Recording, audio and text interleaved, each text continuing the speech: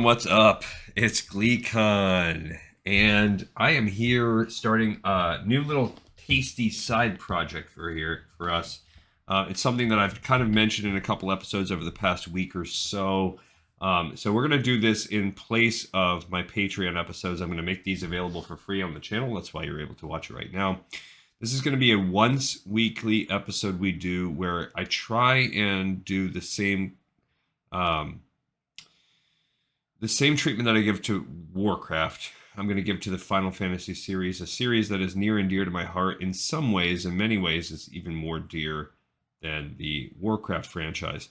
And what it lacks in greater lore, it makes up for in quantity. It's just so much of an older game. It's over 20 years older than the Warcraft franchise. Well, I guess not over 20 years if you consider Orcs and Humans, but it's at least a good decade older than that franchise, right around there.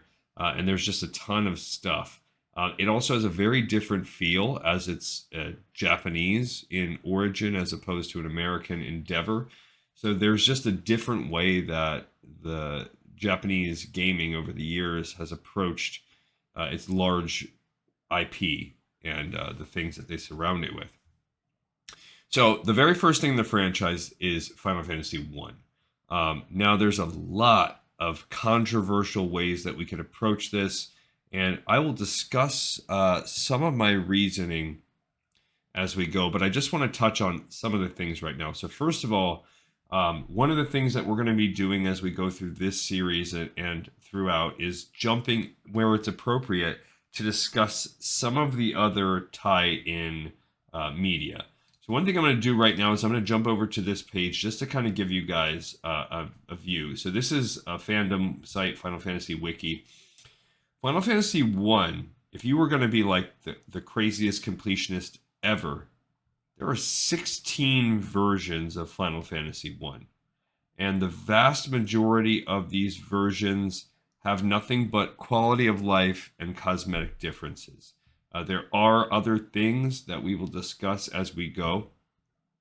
And so that leaves us with a choice, okay? So keep in mind that for the older versions, this is true. And really all the way up through, I would say, Final Fantasy VI, this is true. So if you take those first games and on average multiply them by 8-ish times, minimum, let's say 8 to 10 times. So we're looking at an additional 50 playthroughs, 50 full game playthroughs in this, what will already be a very long series, just to experience cosmetic differences for the most part. So I can appreciate those that would want to go down that path, but it doesn't make for good content, in my opinion. And also, that is juice that's not quite worth the squeeze. When instead, what we can do is sort of take a kind of anthropologist's view of some of these changes. So if that's the case, if we're not going to play through all of these 50 versions, all 16 versions of Final Fantasy 1, the next question to be asked is, well, which versions should we play? And to me, this boils down to just 3 real options. There's the original OG version. Well, I guess you could say 4 options. So we could go to the original OG version released on the Famicom. Okay. That would give us the most pure, 0 quality of life, 0 graphic, purest original release of the game. There's something to be said for that. The second option is you could say, okay, well, how about the original game as it was experienced in the United States? That way, at least it's a English translated version. It's localized for the United States. There's very little quality of life improvements. And there's some things that are worth discussing there. It's the way that I originally experienced this game. And that would be to play the original NES version. Okay. There's, I feel like that's an acceptable compromise. It is the 3rd version out of 12 that came out. And as we will discuss, there are very little changes that happen between the original Famicom version and the NES version that was released in the United States. So it's a pretty acceptable compromise, and I think most people would be okay with it if we started there. Now here's where it gets controversial, where we look at the other two options. The other two options are to go to the Final Fantasy Pixel Remaster versions, widely considered to be the best versions of the game. They have many quality of life improvements, a massive overhaul of graphical and sound quality improvements, and stay very true to the original content. And I was very, very, very close, very tempted to go that route. There's one small glitch, though, and this is what I agonized over the past week or two. Is the other version is the 20th anniversary, the PSP version. This is the 9th version in the order, and between the 9th and 15th versions, for the most part, the options are the changes are negligible. So like the Wii Virtual Console version discontinued. We would have to bootleg it, but the changes aren't worth the squeeze there. It's cosmetic or bug related. The PSN version, okay, that's essentially the same thing as the PSP version. The Android version, delisted. So it would be annoying. We'd have to use up my Android emulator, and the again, not really anything noticeable from the PSP version. The 3DS version, same deal. And then there's the Nintendo Classic Edition, which actually is a retread of the original NES version, so nothing worth it there. All of those in between are kind of unimportant, and we will talk about those in more detail as we do our play today. But the Final Fantasy remaster of the Pixel remaster, they remastered all 6, are supposed to be very good. The problem is that they have stripped the bonus content that was released. The PSP and prior to that, the Game Boy Advance versions had bonus dungeons. So, do we want to experience those? And again, I'm torn. So on the one hand, they are 100% not part of the original content, so they're not part of the original journey. In addition to that, another part that makes them annoying is they mostly are concerned with characters that are pulled from future games. So they will represent spoilers to games that we will play. The third is that they are by and large not fun, long, and annoying. And to truly get a like 100%, which I never claim we're going to do 100%. This is not a completionist walkthrough in the way that we do Lore of Warcraft. This is going to be a full experience, but if something is ridiculous, like we're not going to go to find a copy of every item in the game. We're not going to go to necessarily complete every bestiary, although we will review all of the bestiary items. This is an experiential lore thing. Just getting a mob to add to a pixel blip is not worth the time that it would take us. So I'm already committed to not doing that. So I'm okay with missing some things as long as we discuss them.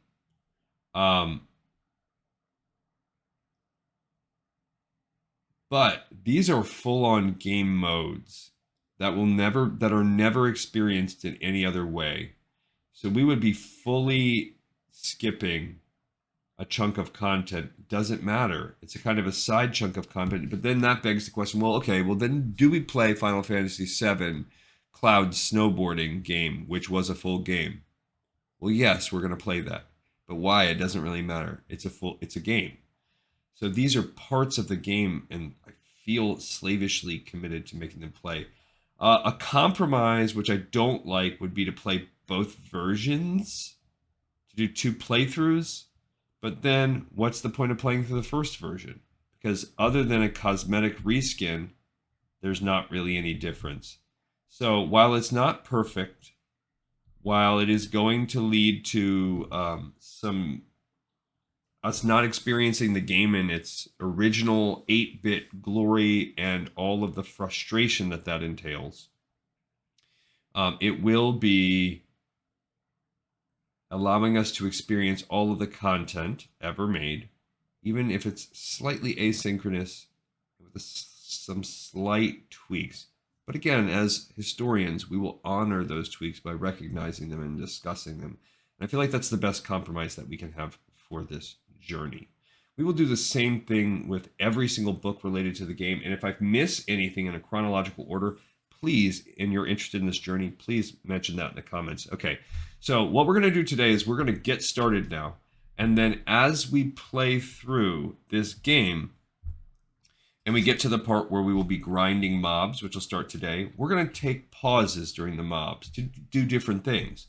One of the things we will do is discuss the differences in the game.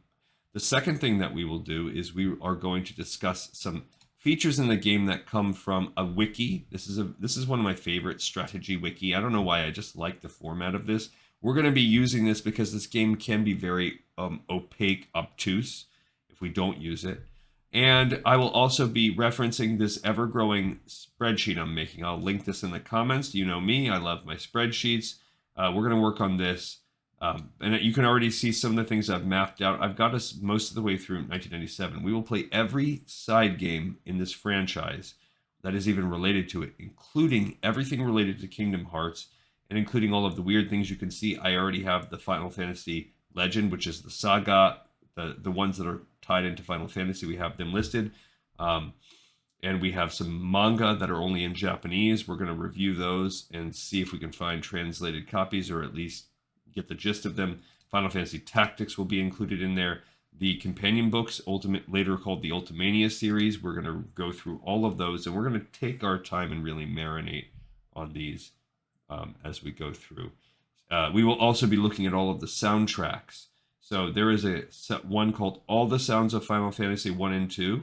We are going to periodically, from time to time, go through and listen to these as well. Little snippets, because I don't want to play the full soundtracks for us, but we'll discuss and do small snippets of them and other things. All right, so we're going to play this on a PSP emulator.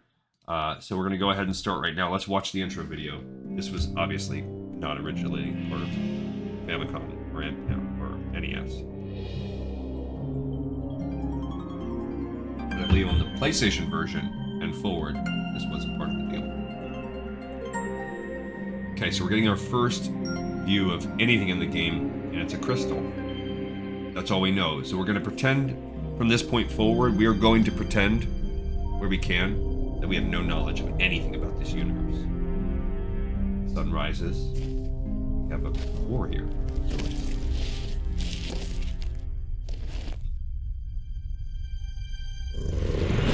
Facing off against a Dungeons and Dragons-esque red dragon. So already, one might feel Dungeons and Dragons influences this franchise. He's got a crystal that gives him power. That's artistic to slice through the dragon's breath. Also symbolic of the power hero wields. Dungeons and Dragons with a Japanese patina sprinkled over it. He charges the dragon, and we hone in on the crystal some more. That imagery, that hero, is something that evolves.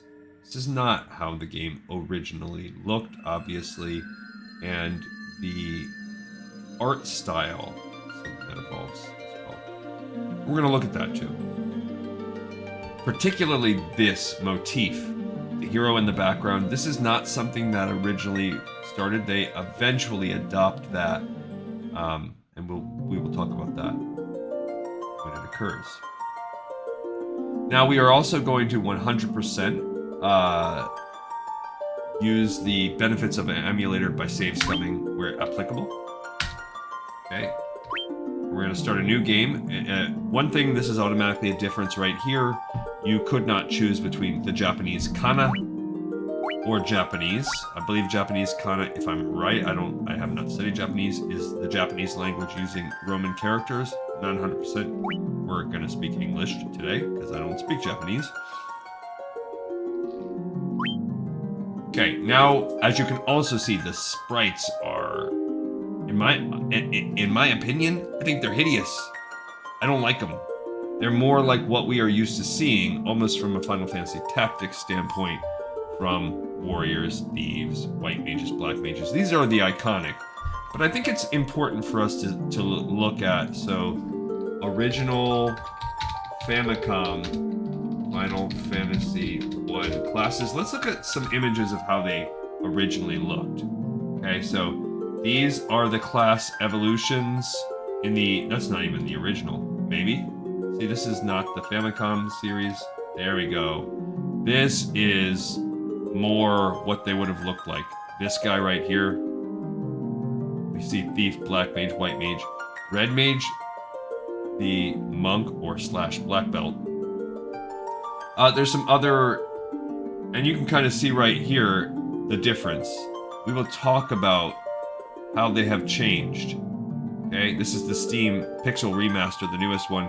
We are playing, in my opinion, might be the ugliest one. I hate the level. This is the 8-bit pixel versus us getting into a more 16-bit pixel. This is like a hybrid, the Steam version, the Pixel Remaster, but it is the widely regarded as the best one. But we're gonna just grin and bear it. A second thing that and I'll keep this up because I want to look at some changes as we go. Look, you can kind of see how these look here. This as well. Again, more imagery of it. This is maybe the Pixel Remaster, I think, so it's cool. This is some other pictures of stuff. Alright. This is what we would see in the past versus, gosh, this hideousness. So if you look at this, we could switch to Monk, a bare-knuckled attack, the weapon and armor, the nimbly round circle, the mage, white and black magic, the white magic, black mage. Now, it is my understanding that red mage has been nerfed in this version and is thus terrible, although it was originally a very cool class. So here we're going to also take a pause and look at some party composition.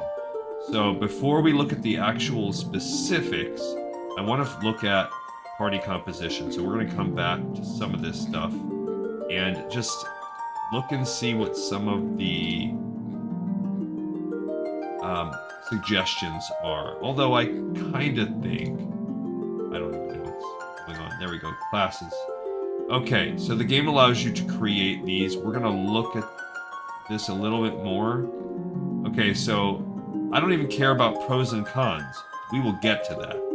What I want to look at is parties. There we go.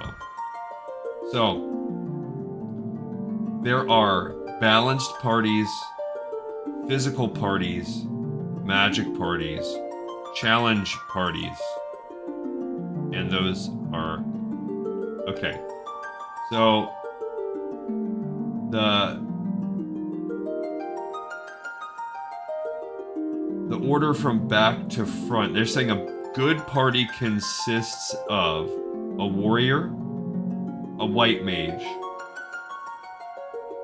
a black or red mage, although we know red mage has been nerfed, and then some other class, either a second warrior, which to me that's boring, red mage we know is nerfed, that leaves us between thief and monk. It says it's recommended for beginners.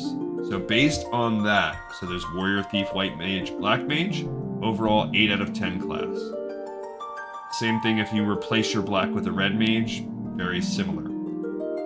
If you replace the thief with a monk, same tier. Double warriors is actually a 9 out of 10. The con is you lose some of the stuff from the ninja. I don't like it. We're not doing this, even though this is a 9 out of 10, because they've been nerfed.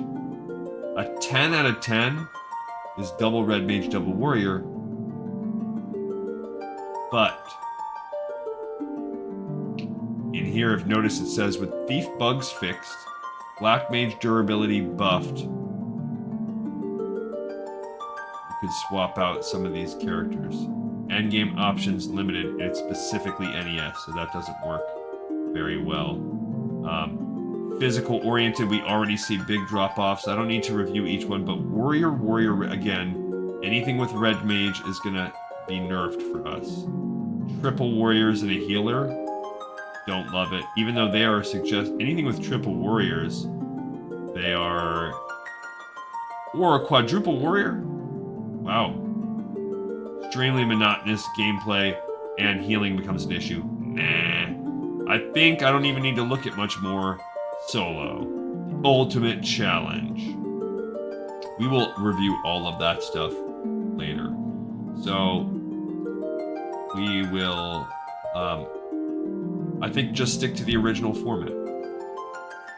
So I'm going to stick with a Warrior, Thief, White Mage, and Black Mage. They had some original different class names too. We'll discuss that about the differences. We're going to jump right into naming these guys right now. Let's go ahead and name them based on me.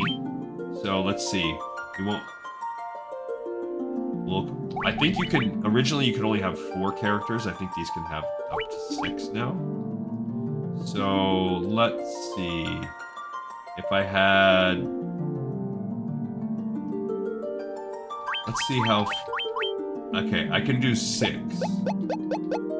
So. Alright, we're gonna call this first guy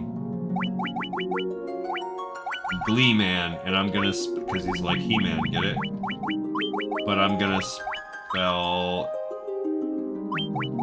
leave the N out. Glee Man. Gleeman?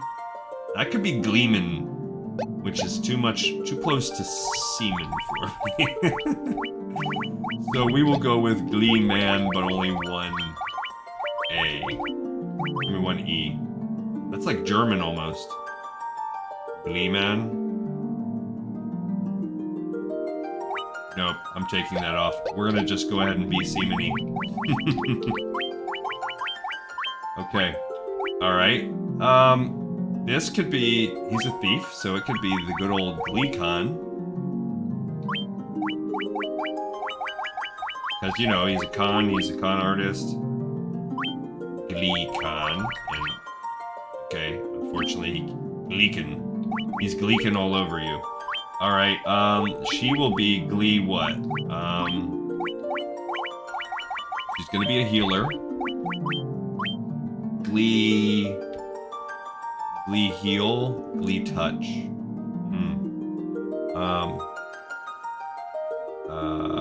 Glee raise.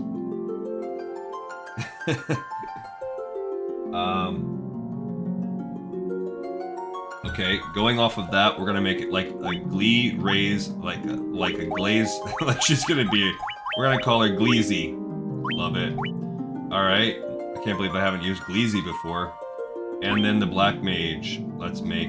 I mean, Gleezy could be a boy too. He's pretty flat-chested, so we could go either way with this boy or girl. I've always thought of the White Mage as a girl though, but could be either way. And the old Black Mage could also be either way. All right. Let's see. I'm gonna just, I don't know why, but I'm gonna just call him Gleebo. It's gonna be kind of like Grebo. He's just going Gleebo. That's just what it's gonna be. Okay, cool. Alright, so let's jump into this bad boy. This is gonna be our party here. Gleeman, Gleecon, Gleezy, and Gleebo. I'm 100% using all of these names when we play retail in World of Warcraft. Let's go for it. Let's look at this new intro movie. Also, the world lies shrouded in darkness. I think these words, at least, are from the original. We're just seeing different background. Okay? The winds die. Okay, no sun, no wind. No G-gravity. Even though. The seas rage. Okay? The sun is gone. The wind has died. The seas are unhappy. What about this other element? The earth decays. So all 4 elements are unhappy. Much like the Warcraft movie novel we just read. But the people believe in a prophecy, patiently awaiting its fulfillment. Oh, banger music direction. Probably not the original music. When darkness veils the world, 4 warriors of light shall come. I just made them. The Glee Squad. After a long journey, 4 young travelers did at last appear. Where did we journey from? Don't ask questions. And in the hand of each was clutched a crystal. Or maybe I have yet to complete the 4. So my 4 people will have 4 crystals. Power of 4 is what's starting this. Okay, cool. One thing that we will do frequently is pause. Okay, so we are going to be following a guide to help us through this. And let's look at just the walkthrough guide. We will not stop to discuss other things until we start grinding fights. And then, in between each fight that we grind, we are going to read a little bit about the game. So as you look at the original, this is the first beginning of the walkthrough.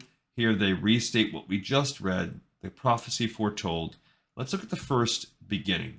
So we're just going to follow this guide slavishly up until we get to the end before we do the Temple of Chaos, because we are going to do the Soul of Chaos, which are 4 side dungeons right before endgame, and then the Labyrinth of Time as well at the very end, then go back and do Temple of Chaos. I think the game ends once you do Labyrinth of Time. So actually, I don't think so. That's not true. So we'll probably have to do that, then go back and do Temple of Chaos. All right, anyway, that's a problem. This game is going to take us somewhere from probably with the extras, 20-ish to 25 hours. So it's going to probably take us around 8 to 10 episodes to complete. Especially with me talking for almost half the episode, but that will peter out a little bit. When you start the game, okay, we're going to be in front of the kingdom. We will postpone exploring the town for now in favor of visiting the castle. Cool, we're going to go right to the castle. In the castle, we will collect information, visit the king by going into the staircase in the center. Ground floor, you'll find treasure vaults. You'll find 2 men, 2 locked doors, and blah, blah, blah, blah, blah. Okay. We will experience the rest of that. I'm just kind of scan. We can talk to everyone in the castle, talk to the 2nd floor warriors, and that's basically it. It's just gonna give us some treasure. Gonna give us some quests. They are all trapped behind doors that are locked with the mystic key, so we cannot get the 6 items available until we get the mystic key. So that's useless for now. We will know when we get it. We'll be directed to go back. All right, back to the game we go. So we're going to go up to the castle. All right, so as we look around here, you can kind of see an exterior of the castle. I don't think it matters. There might be oh yeah, there's a sprint. I like that. Quality of life improvement right there. That's almost game-changing in and of itself. As you can see, it makes walking around the whole castle, and look, we can go in the back door. It makes it not annoying. There's a lot of things in this game that are like, hey, walk along the edges of maps. Another reason, by the way, that I don't mind playing this game is let me turn down the in-game volume just a little bit. Audio, volume level.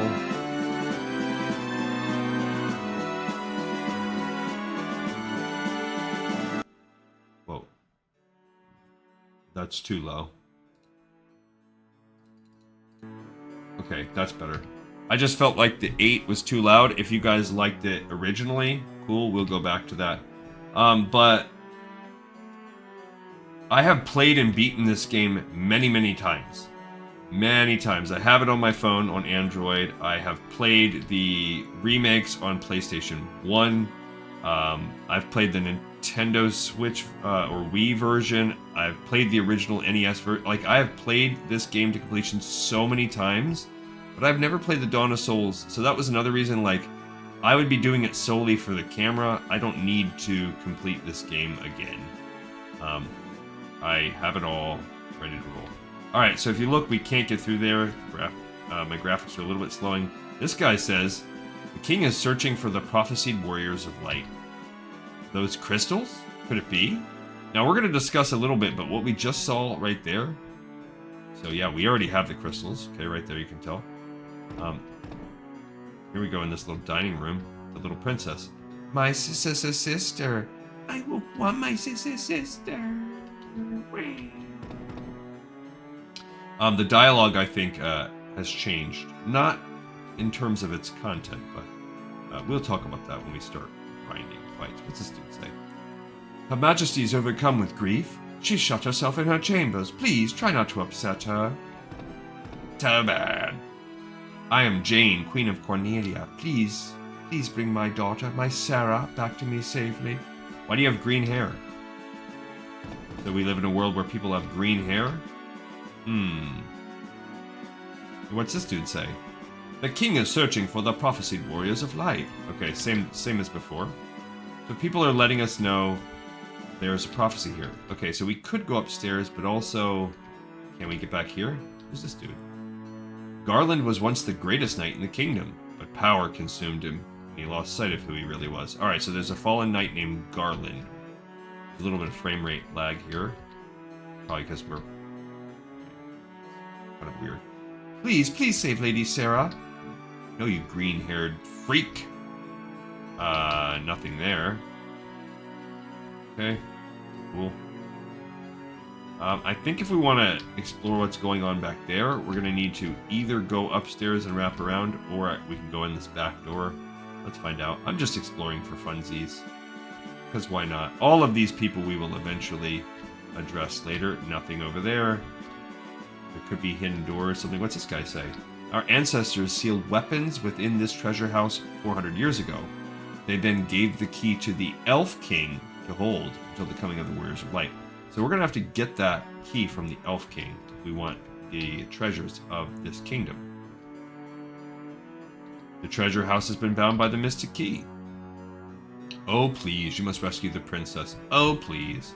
And this also is bound. Alright, so that's all that we can do on the first floor. We will one day get the treasure house. It's really not that long of a game. Like I said, if you wanted to zoom through, what makes it long is the grind element. And perhaps we can speed some of that up with emulation. We will decide if we feel like that at some point. Let's go upstairs. Okay, so this is the second floor of Castle Cornelia. If you walk to the south, you'll see some more guards. Our reports say that Garland fled north with the princess to the Chaos Shrine. Alright, so we have some crucial information. Princess Sarah's missing. The head knight of the realm, Sir Garland, has become corrupted, power mad, and taken her. And he's gone north to some shrine. That is like literally all the information we're currently giving. And we are the heroes with crystals. The king is searching for the prophesied warriors of light. Those crystals. You must see the king at once. Okay, we are those warriors. Welcome, travelers. I am told you carry crystals. Is this true? Hey, Walter White, slow down. Yes, look, we have crystals. Oh, blue, red, green, yellow. It is just as Lucan's prophecy foretold. When darkness veils the world, 4 warriors of light shall come. Your Majesty, we cannot be certain that these are the warriors foretold by the prophecy. Yet they stand before us with the crystals. I cannot dismiss this as mere coincidence. Look, he's got chocobo statues around him too. I am pretty dang confident that those were not in the originals. Crystal bearers, there is a task I will ask of you. Will you not rescue my daughter, Sarah? Garland, a knight once in His Majesty's service, has abducted Princess Sarah. I ask for your aid in the name of His Majesty, the King of Cornelia. Garland has taken refuge in the Chaos Shrine, which lies to our north. Of course, we did attempt to save the princess ourselves, but Garland is the finest swordsman in the kingdom. We have none who can match him. Okay. I have heard that you wish to journey to the continent to our north. From who? You just met me. Bridge leading north was lost long ago, making passage impossible. You can rescue Sarah. I will have the bridge rebuilt as a sign of my gratitude. Go now, warriors of light, and do not fail me. Okay, so I think it's interesting. Gotta figure out which buttons go with which here. There are some buttons tied to. There we go. See, I don't know. It shows that we have the crystals, but maybe they're like dead right now. But the colors are kind of there. Like I'm red. So I'm fire. He's green. Maybe that's wind. Maybe she's water. Maybe he's earth, or maybe she's earth. He's water. I don't know. There's also a bestiary. And we are going to be looking at that as well. I think gotta find out which button. There you go. See, we will be looking at this bestiary, and this is the only complete bestiary in the. Oh, there's like a. Come on, which button does it? Dang it. There's a way. I just don't remember which button is L1 and R1. There we go. What's that doing? Oh. So there's 203? Yeah, I guess I could have just hit up.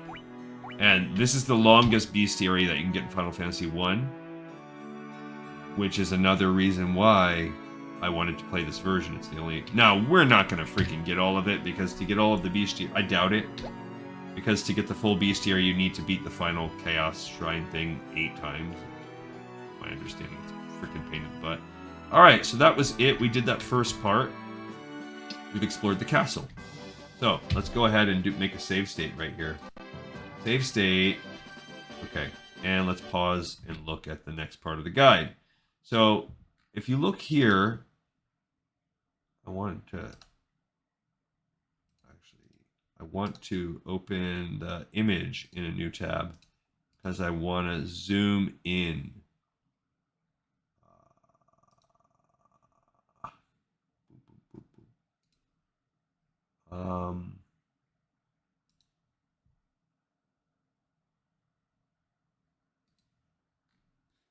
I know there is a way. Oh, here we go.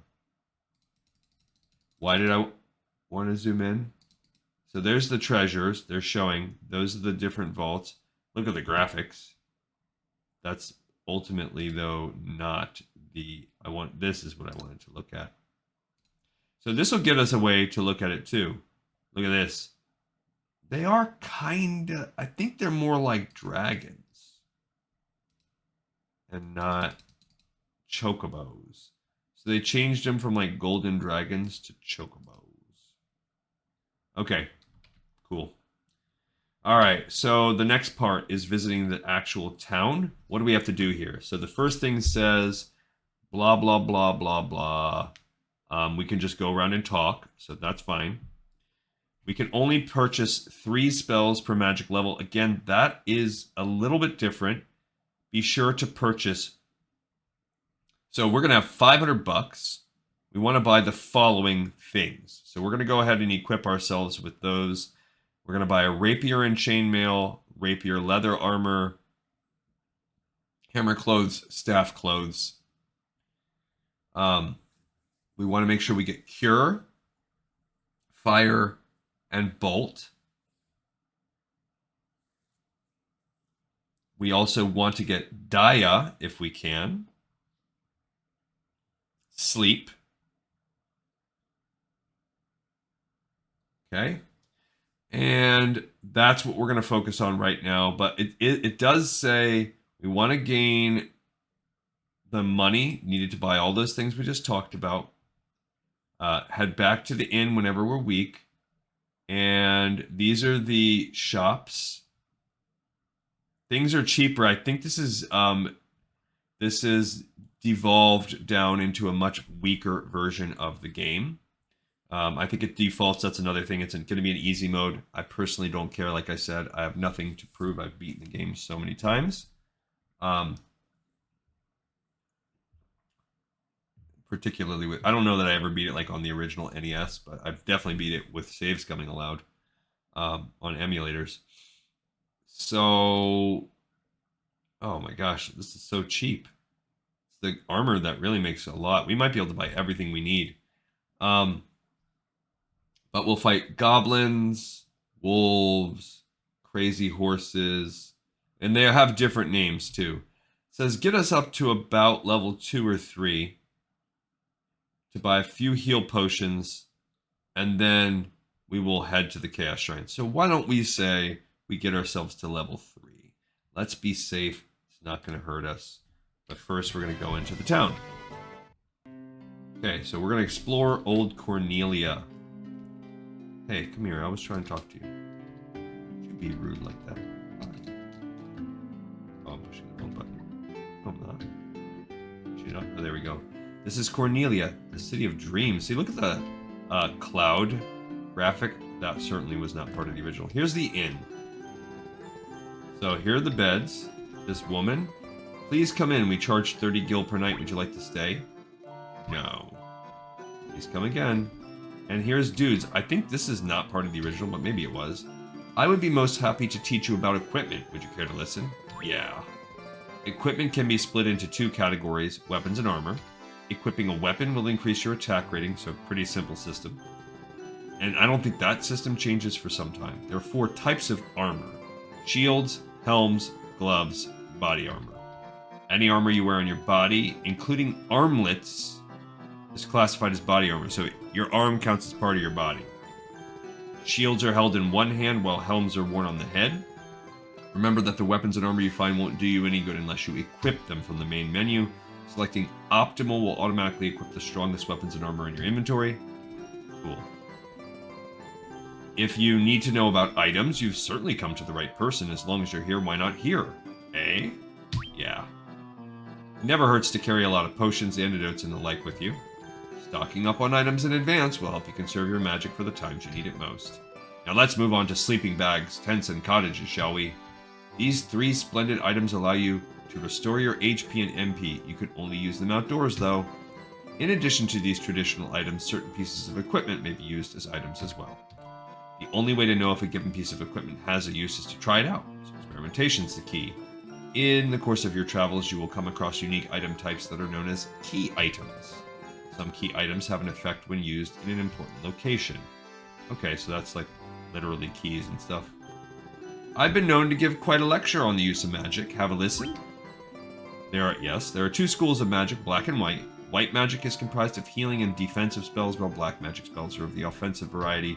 Each level of black and white magic contains 4 distinct spells. However, any given character can only learn 3 of the 4 spells of a particular magic level. You can use the discard command to wipe your memory of any spell you've previously learned. If you want to relearn a spell you previously discarded, you can do that too. Try to choose a combination of spells that works well with your fighting style. Okay. Would you like to tarry for just a moment to hear about monsters? Yeah. There are many different types of monsters, and different types have different weaknesses. Finding a monster's weakness will help you gain the upper hand in battle. For example, aquatic monsters are susceptible to lightning. Casting thunder on these monsters will deal particularly heavy damage. Some weapons are also more effective against certain monsters. Cool. I guess. Like maybe they're talking about like D&D style, like maces are better against skeletons or something. Bludgeoning weapons. Alright, who are you, flower girl? Hi there, I'm a dancer. What's that? You want to dance with me? Ah hee hee. You. Hussy. Okay, in this... Welcome. So these are different, these shop menus. Again, we'll discuss that. So just so we know, we ultimately have none of these things, but we are going to want to buy at least some potions. All of our money would be spent on a Phoenix Down. We're not going to do that. We're going to save scum that stuff instead. I once lived far to the east of here, in the harbor city of Pravoka. So this is the kind of thing when I was a kid, you'd take out your notebook. Okay, far to the east is Pravoka. These days I hear it's turned into a pirate's den. Okay, good to know if I ever want to go visit pirates.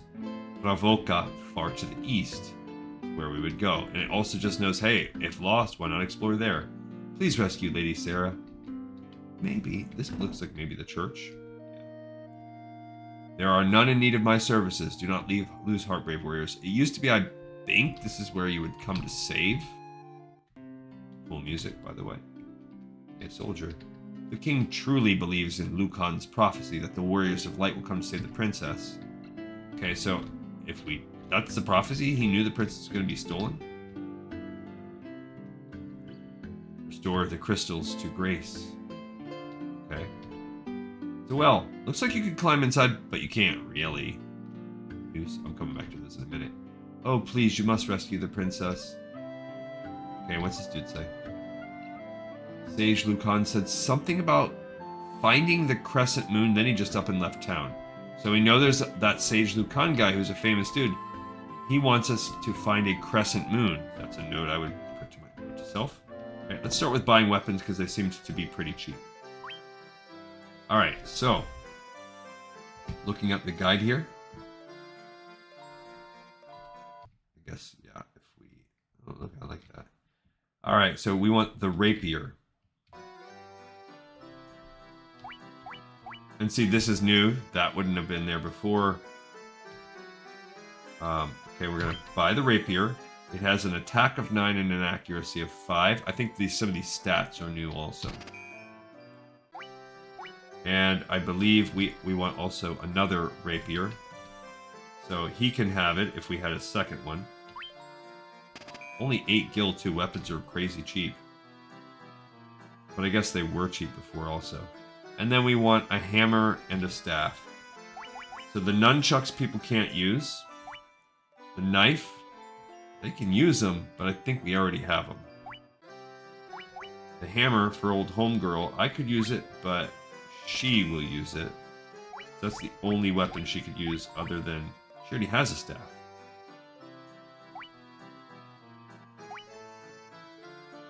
So maybe I can unequip hers. Okay, let's try that. Let's go into the inventory now.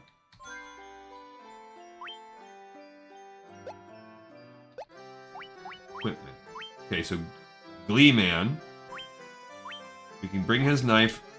My accuracy will drop by 5, but my attack will come up by 4. It won't drop by 5. Yeah, no, I'm sorry. Yeah, that's lame. So the knife is a very accurate weapon.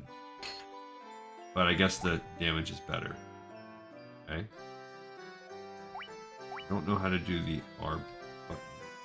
I'm trying to learn that. Okay, those two. Alright. He, same thing. I'm going to drop that accuracy for the attack. Okay. She's going to swap the staff over for a hammer. That's just a 3-point attack upgrade. Love it. And he is going to switch from the knife to the staff. So it's going to cost him 10 accuracy for 1 attack. I guess that's better. Okay. Not a lot we can do there. Can you sell in this game? Yeah, you can. Alright, so we're going to sell...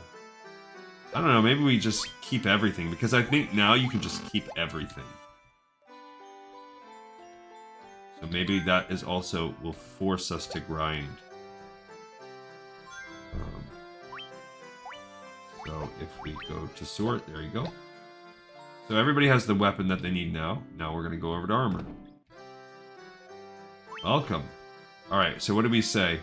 Those two can only wear clothes. These two can't. He can wear leather, he can wear a chain. It's really not much. And they all 4 have clothes. Okay, so there you go. And the interesting thing about this game too, one thing is that there is no party like changing. This is it. Unlike many other Final Fantasy things ain't changing from this point on. We're switching from clothes to chainmail. It lowers our evasion by 13, and it increases our defense by 14. So I guess defense is better than evasion is what we're saying. Okay. And he's going to switch from clothes to leather. 3 defense for a lack of 6 evasion. I guess we're going to take it. The other 2 can't do anything. Again, back in the items, let's go ahead and sort. Alright. Okay, so we have all of that. Not a lot we can do. And then we're going to look at our spells now. So let's go to the magic.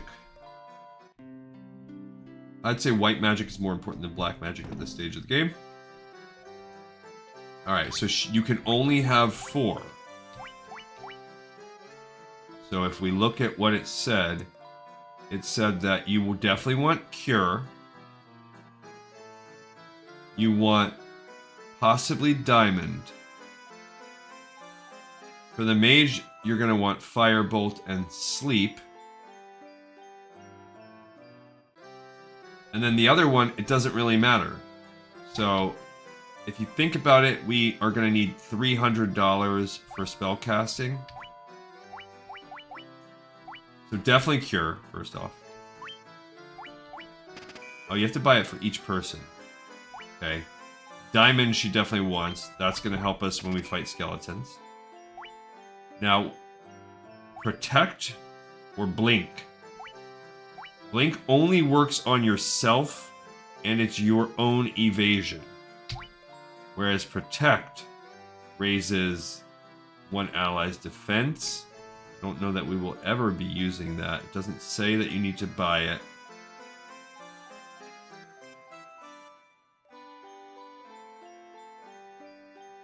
But I feel like that just seems better. And that's it. She has all the level 1 spells. Now we can go spend the rest of our money here on this dude. So he needs Fire, Focus? No, he needs Fire, Sleep, and Bolt. So Fire is a fire damage spell. Every black magic caster can cast it. Sleep puts everybody to sleep. I think that will be exploitable. And Focus lowers a foe's evasion. Yeah, so that's definitely lame. And Thunder is lightning damage in case they're resistant to fire. We got lightning out. Cool. And that's it. For the town, we have everything we need. So our next mission is to raise ourselves up to level 3. And this is now like where we're getting into peak Final Fantasy. Yeah, that's another quality of life change. You can kind of bump into them and it will make them faster. Okay, next quality of life change. We are going to grind to level 3. As we grind to level 3, we will look. It says that there are only a few mobs. The mobs are goblins who are pushovers, goblin guards, just a mildly harder, wolves, little tougher even, and crazy horses / mad ponies. If we're too weak, we might have to run. We're going to get up to level 3, and then when we get back, we're going to buy a few heal potions when we go back in. And then it says go back in and save, and then that will get us through here. Meanwhile, right now, before we go into changes or anything like that, we are gonna, or we'll bop back and forth, and we will look at various things that'll help us understand the game. Okay, so we'll do this with each fight to help us break up the monotony. We're just gonna walk around area. So there's a little port right there that'll be useful. Oh, that's definitely gonna be better graphics than anything we see. Everything is not live. Here's the goblin graphics. Okay, we have all of these options. Again, not all of these are original. It used to just be, I believe, 4 things. I don't think defend was an option. I don't know if equip or flee were options either. Okay, look at my life. Gleezy actually has more life than my rogue. So we're going to go ahead and attack whichever one we want. He's going to attack. Let's just go with all 4 doing a straight up normal attack. I did hit. 1-shot kill. G-Hammer killed him. Oh, he got a double hit on that. Even his stupid staff was a 1-shot kill. 6 XP, iconic music, 24 gil, and the first fight ever was completed. Alright. So the first thing that we should do is, let's discuss the different versions. So in the original iteration was Famicom, came out December 18th, 1987. That's when you could originally play. So like I talked about before, That was the original. That's not what we're playing now. And all of the differences that we talk about are going to be based on how did that game change things. There's that bridge to the north they talked about. 5 goblins this time. Okay, looks like we can just spam attack. She took a hit for 7. For 1. Okay. As they get low, we will heal in or out of combat. That 2 hit he's getting makes him the highest offense. No. I can't tell if you know, mobs in the beginning. So he took a 2 damage. My 2 people with armor took weakened, took less damage. Alright, so let's look at this next tab. So let's just look at some of the character stats. If we look at strength, can we look at overall status? Okay, so we have a 10 strength, 10, 5, 5, 3. What does strength do? Strength talks about your physical power. You do more damage per hit. Masters, which is, I guess, the ultimate warrior, has the highest strength. I don't know, we'll get to that. Black wizards have the least. Weapons can supplement your attack. So it's basically your raw attack bonus. So while that mage is, the thief is hitting more, it is not doing a lot. Okay, attack. This used to be called damage. So he's at a 14. So this is, I think, the combined. It's the strength modifier plus weapon. So it's half of your strength. Every 2 points of strength gives you a point plus the weapon.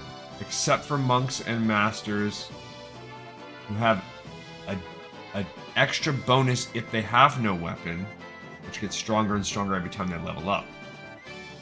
And it says eventually they do more damage without a weapon than with, which is, I guess, why you can buy a nunchuck now. Okay, so we're at 14, 11, 11, 8. So she's actually as strong as the thief right now. Okay, agility, that's this third stat, it pushes you higher, you go faster, you flee more easily, armor slows you down. So that's it. It just makes you go faster. So not a huge deal. I mean, you want to go before the mobs, but it's in longer fights, it's negligible. So this stat's pretty weak. So we're at 8, 15, 5, and 5. My casters are slow. He's in the middle, and the thief is obviously pretty high. Accuracy, it used to be called hit percentage in some of the versions. So this is my combat stat down here. As we saw, that was affected by weapons, by equipment. How often you will hit and the max number of hits per round. So if you have 6 hits, you could miss twice and get 4 blows. Your accuracy minus the target's evasion gives you your hit. Weapons do affect accuracy. Okay. So somehow, like, here's how we can tell the difference.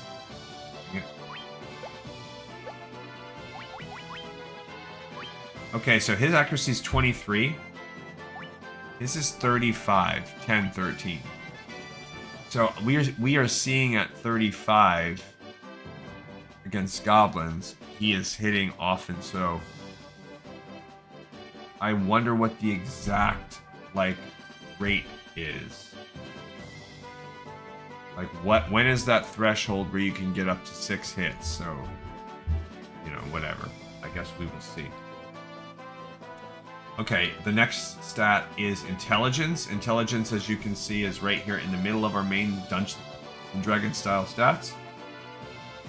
It gives you spell power.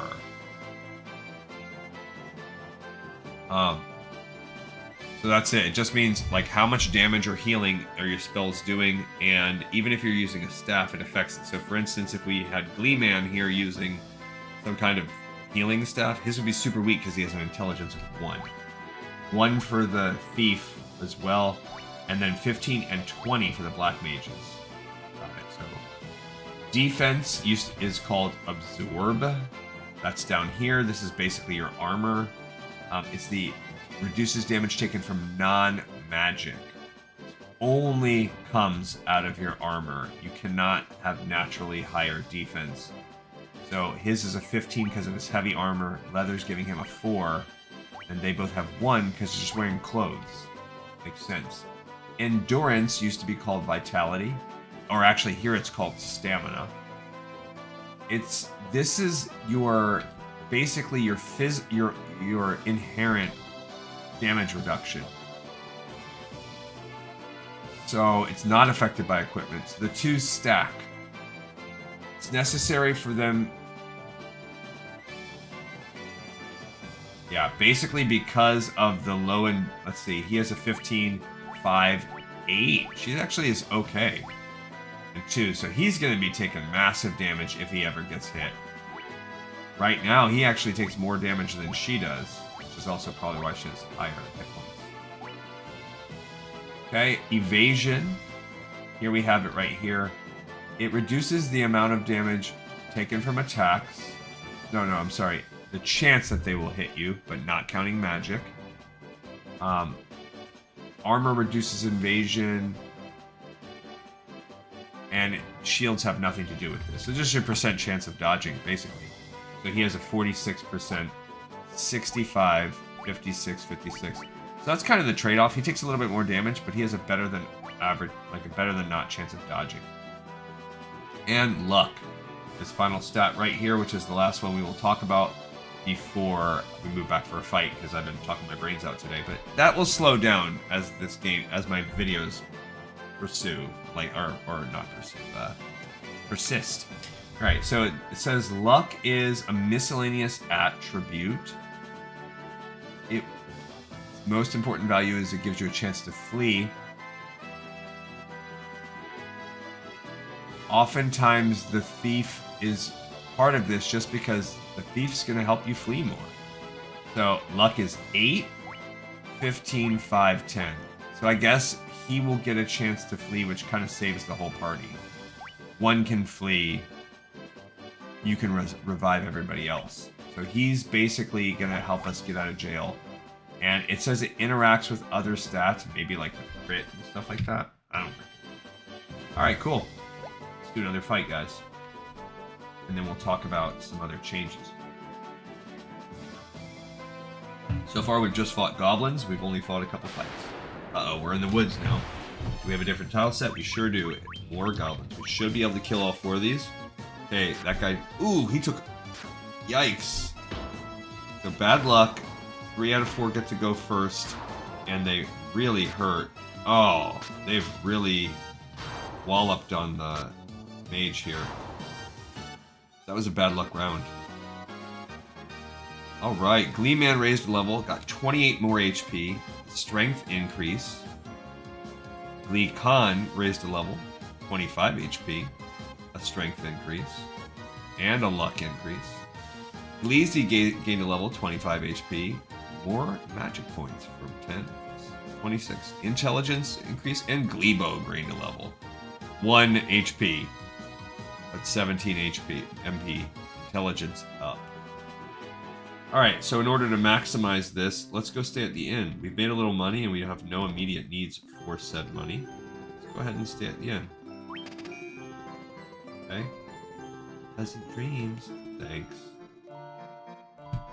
Okay, we sleep in separate beds. The inn conveniently has 4 beds, but we don't take off our hats or clothes. Sleeping in our shoes. Like, gross. And we do a little dance at the end. So we now have a level 2 party. What is this? So that's cool. Look at us. That's a big increase. We nearly doubled, except for the mage, our stats. I like that we have magic points.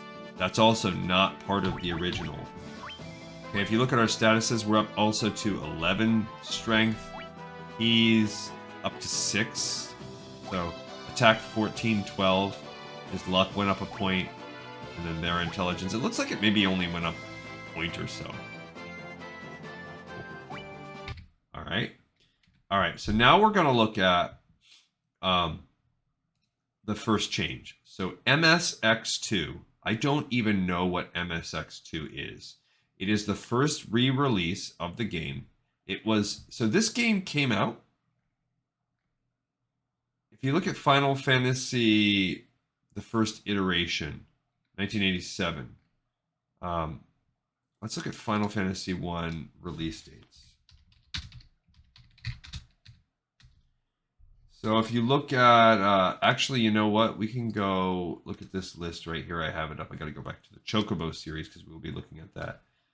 So yeah, actually, this is all of the versions. Now, if you look at, yeah, okay. All right, back to my Chocobo series. It's all contained in here. So at this point in time, the game is still not released in America yet for the MSX2. I don't know what that is. So this came out 2 years later. So this game came out and then sat for 2 years in Japan only. Here's an image of what this looked like on the MSX2. He kind of looks, they look weird. Like that's a red mage. He looks pretty much the same. But what is that? Maybe like a monk? And that green-haired one. One of them is a monk, maybe. I don't even know what the other one is. Maybe a thief. Okay, and look at the goblins. There's a lot of them, but they look very similar to what we have now. So, sure, we have graphical reskins. All right, so it says it was the MSX2 computer standard was roughly analogous in terms of technical capabilities compared to the Famicom.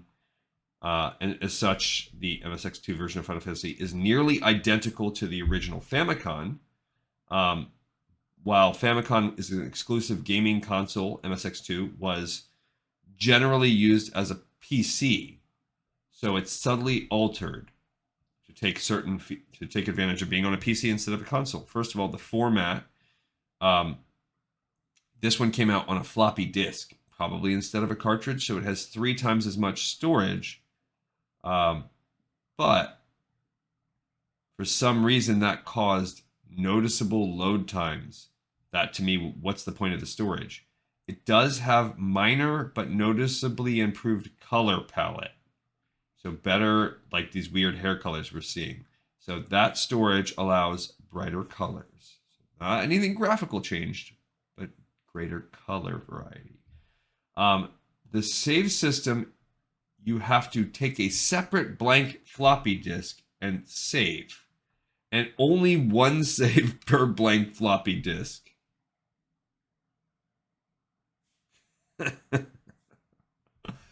That's crazy.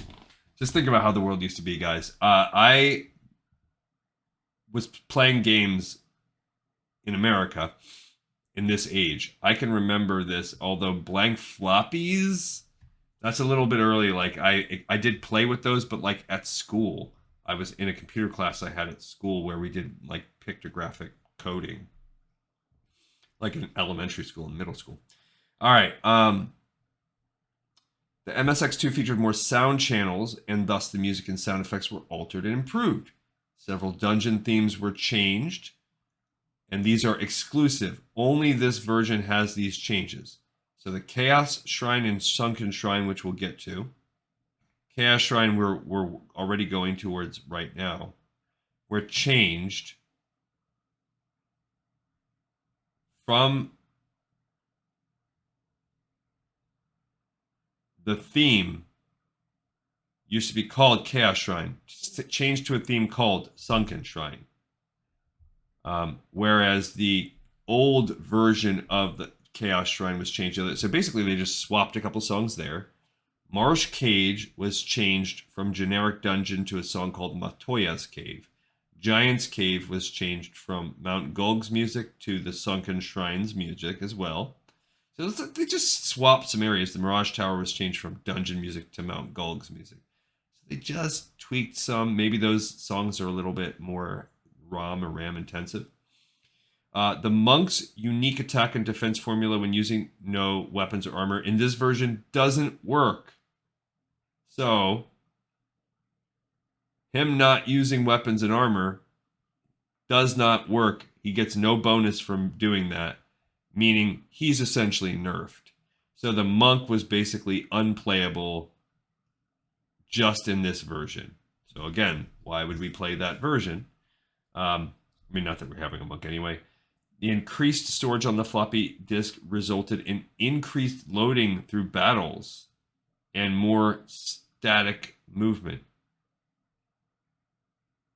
I don't know if that's good or bad. Does that mean like while they're standing in place, they're going like this more?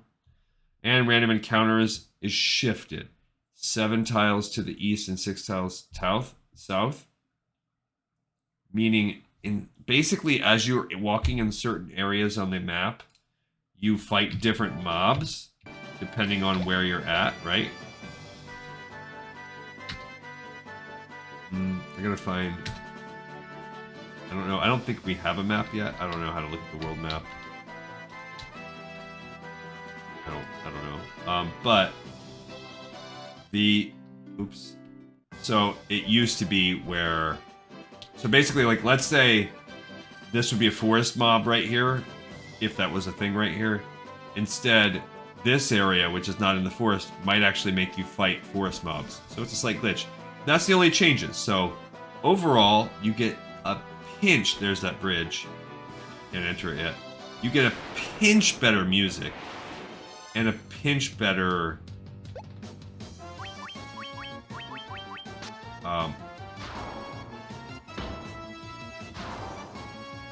color. And then a bunch. Oh, he didn't even kill that one with one hit, but luckily we beat him. So we're gonna go to level 3. We're level 2, and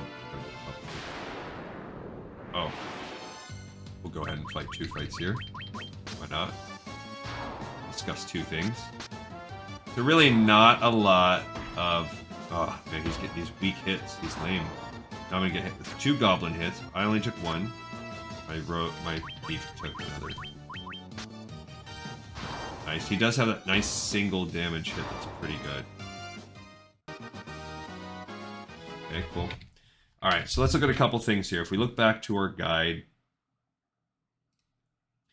formation, the lead character is targeted the most, so my warrior, whereas the black mage should be at the bottom because that's the least. Moving a character further back doesn't reduce anything else. Doesn't make you tough or anything. It's not like later Final Fantasies where you can put them in the back row and the front row. Just gives a slight chance of being targeted. Obviously, RNG, it's not perfect. Our mage was targeted like 3 times last time. Okay. And let's look at the next change. So finally, in 1990, the game came out in the United States on the NES, which was fantastic. It is the first internationally released Final Fantasy version of anything. It's a localization. It's pretty much identical to the Famicom version, so they don't worry about the colors and everything introduced there. But there are certain technical limitations that the NES had over Famicom. And Nintendo of America has and is and always has had censorship policies. So first of all, the technical limitations meant the text was shortened. The original game only gave 4 spaces for magic spell names, and I think maybe regular names too. Maybe I'm wrong. So the original Japanese names have to be changed to fit that. So for instance, Flare became Nuke, and Thunder becomes just Light, L-I-T, Lit. That's Lit, dog. Okay, so for instance, where I just picked up Thunder, I would have really got Lit. The sprites for nearly every character, specifically when the different jobs, were given visual updates. So when you select sprites, when selecting a weapon from an item shop, are implemented. So when we just shopped, it says a sprite, but I'm guessing that is like the people on the bottom. So maybe that is them putting their hands up. So them showing they can equip it. That was for NES. The Evil Eye and Death Eye mobs, if you look at this bad boy, this thing, okay? Looking at that. I don't know what, that's the Famicom version.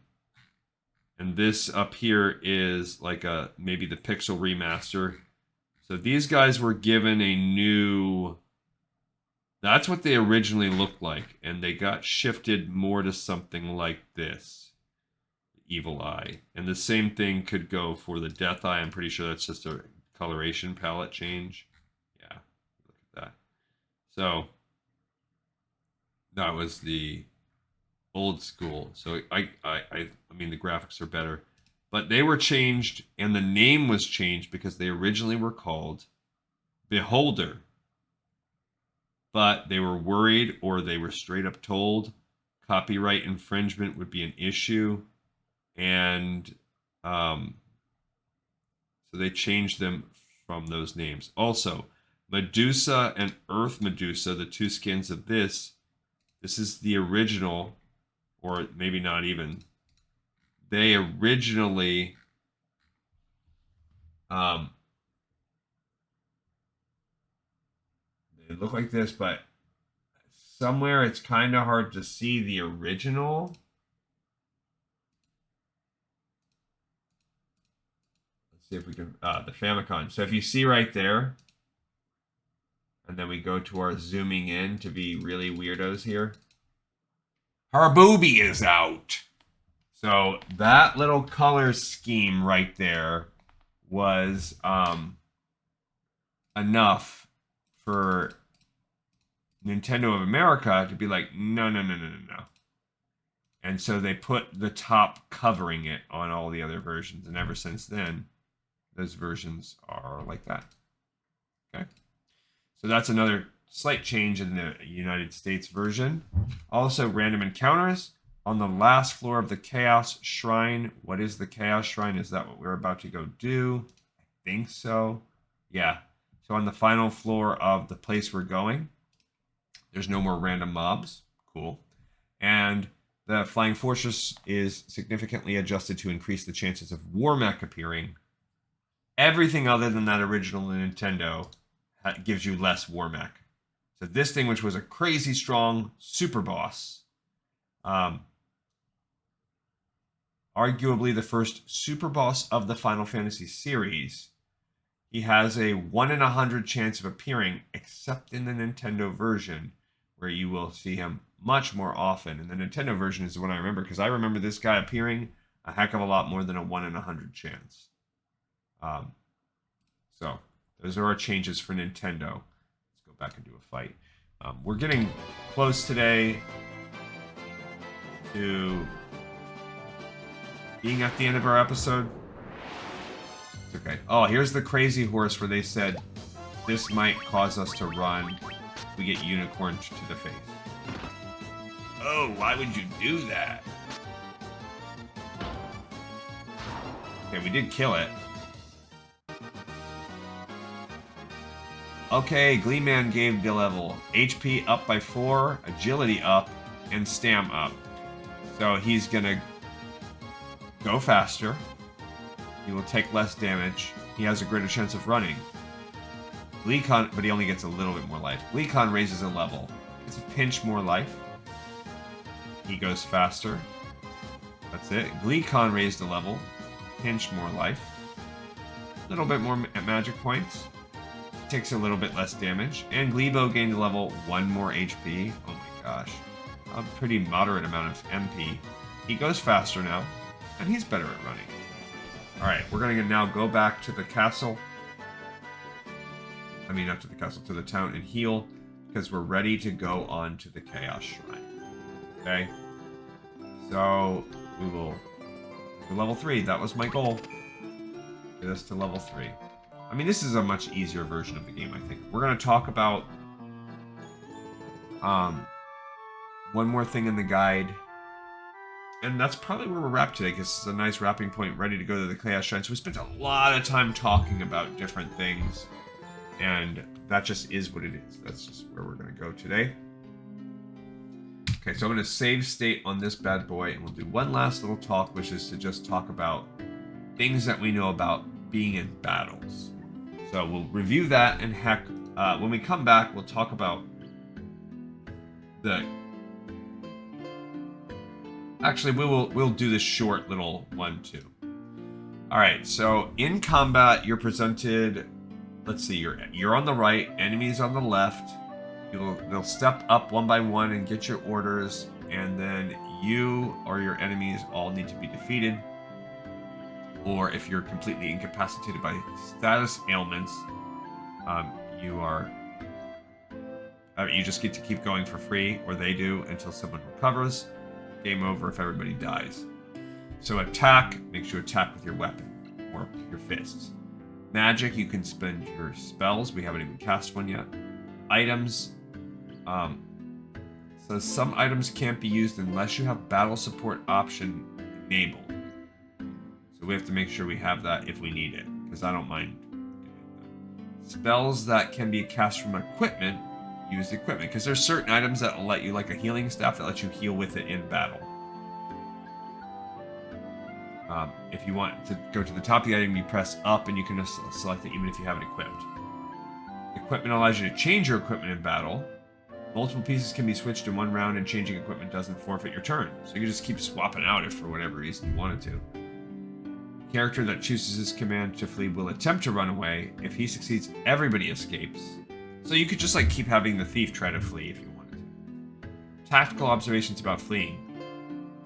The flee command is good if you use a tactical mistake. For instance, you need to flee if you forgot to save. You meet enemies that are too strong. It's better to reload a saved game than grind a few levels before taking the same chance. There's also a low.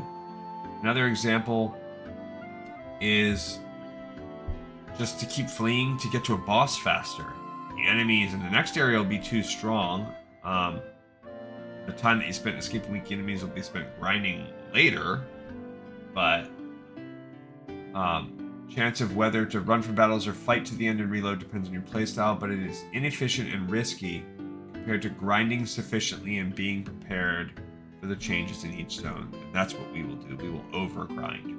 The difficulty then is knowing how much to grind in order to overcome the strength disparity between your party and the upcoming monsters. It's easy to not grind enough and be too weak to fight. It's just as easy to grind too much and you waste your time. Comparing speed runs is a good way to accurately narrow down the margin necessary. So we're not going to do that crazy with it. We'll probably do a little bit of overgrinding, but this isn't. It seems like it's an easy mode. The reason why I will kind of overgrind is because some of these mobs seem a little tougher later on. All right, when we come back on the next episode in a week, we will discuss various status ailments. We'll also discuss the WonderSwan color version. But in 1994, 4 years after the release of the first one in NES, also for frame of reference, this is after the release of Final Fantasy VI. So we have already completed all of the Super Nintendo versions. They now release a or right before Final Fantasy VI, they now release a game called Final Fantasy 1 and 2. Final Fantasy 1 and 2, it was only released in Japan. It was only released for the Nintendo Family Computer, Famicom. And it was just a compilation of both 1 and 2. So this is obviously not anything we ever have to play. It keeps the enemy sprite changes from the NES version, specifically Evil Eye, Death Eye, Medusa, and Earth Medusa, but keeping the names Beholder and Death Beholder, so the best of both worlds. And so that way you're like, if I'm going to call him Beholder, but I'm changing the look, now he can't get sued. Several guidebooks released for the compilation still use the original sprite designs of these enemies. So that's basically it. They basically just ported over the NES version and kept the enemy sprite changes. It's actually, they're not even really porting the NES version because it doesn't say they did a lot of the sprite stuff. It's kind of just like a small tweak. They probably just like, even in Japan, we don't want to get sued or have boobies out. Okay, cool. So that was a very fun start. Again, it was talky heavy on this original run here. But I think I have a buttload of tabs open for this project. I may be able to shrink them over the next week, but I really, really can't stress enough that I had fun with this, and I'm looking forward to this once weekly project. Again, this will start moving and rolling and grinding. If you want to just look, we can close this out. you want to look at what's coming up in the future. So, like I said, I anticipate that this one taking us somewhere in the ballpark of 10 episodes. So, a couple months. After that, we will be able to. So, as we get closer to the end of the year, we'll also run Final Fantasy II. And I anticipate that one taking about the same amount of time, maybe a little longer. Somewhere upon the completion of those, maybe during this, we will also, just like we're reviewing side content right now, maybe even as we start looking at Final Fantasy 1, we'll start looking at some of the differences in the soundtrack, which came out in 1988. So it was probably released on a cassette, but it might have been a CD in 88. Maybe. We will also, right after that time, look at the Final Fantasy II manga is actually what came out first. It's a Japanese only manga. We'll try to find a translation. They're hard to find, but we'll do the best we can. And then we'll play an old school Game Boy game. Now, Final Fantasy II, I don't know. I haven't researched which version we're going to play yet. We're going to play the one that has the most content, the most side modes, and I do believe 1 through 6 all have some kind of side content available that may or may not be available in the Pixel Remaster. But when and if I can, I'll use the Pixel Remaster. We will also review the bestiary as needed in this game and in all of the games. We will look at the other manga. Final Fantasy 1 manga actually came out 8 months after Final Fantasy 2. Then we'll get to play Final Fantasy 3. I have never played that game ever. I know of it, but until very, very recently, it was only available on the Nintendo DS in America, and I just never played it. So I'm looking forward to playing that with you all for the first time ever. It is one of the only Final Fantasy games I've never played, and I've never played these Legend ones. So, like a lot of this side stuff I haven't played, so I'm interested in doing that. I've played 2 a billion times. Final Fantasy Adventure, I don't think I've ever played that either. We got a bunch of soundtracks. I've never listened to those. Yes, 4 I've played. Final Fantasy Legend 3, that's a trilogy. This other manga is the last of the original non-translated mangas. Mystic Quest was one of the first Final Fantasy games I played ever. Maybe the first. I don't know if it was the first, but I played the heck out of that game. I've beaten it a billion times. It's one of my favorite games on Super NES, even though in hindsight it kind of sucks. Playing Final Fantasy V, epic. This is the compilation bundle. When we do that, there are just some things we're going to review about it, but as we just saw, there's little to nothing we need to cover on this. We'll just do an episode maybe where we discuss it.